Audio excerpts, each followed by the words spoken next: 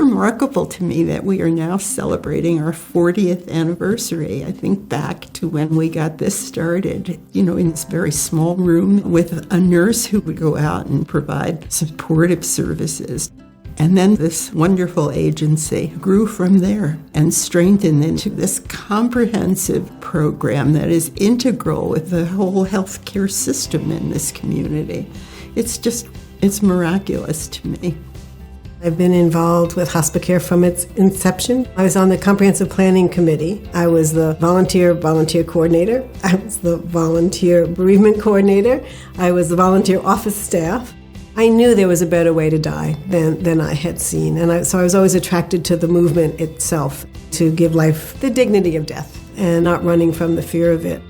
It was very important for me to have my mom at home, for us to be together, and to know that I had the support of Hospicare to make that possible was transformational for us.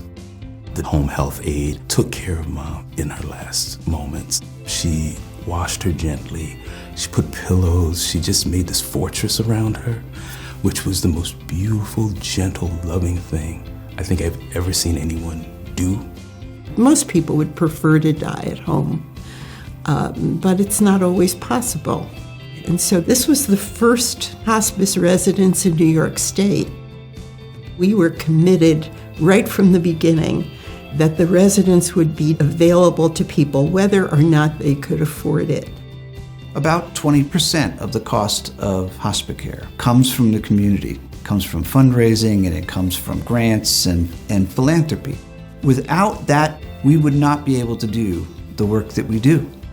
20 years ago, two women got together and said, let's swim across the lake and raise money for Hospicare. Last year, 300 people swam from one side of the lake to the other. It is just an entire community coming together and taking care of one another. In 2014, the people of Portland approached us because they might lose their hospice service. So Hospicare stepped in and hired nurses and staff who will serve people regardless of where they live.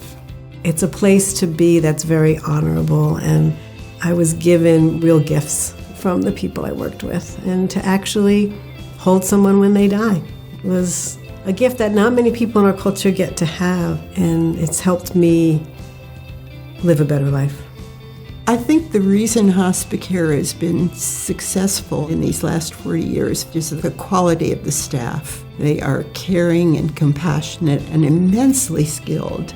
They seem to have a real sixth sense around when I needed connection, and so I could count on their being in touch to just check in on me, to check in on Mom, and to remember all the joy and all the laughter and all the things that she appreciated. So I was like, we're gonna do this. We will have joy to the end.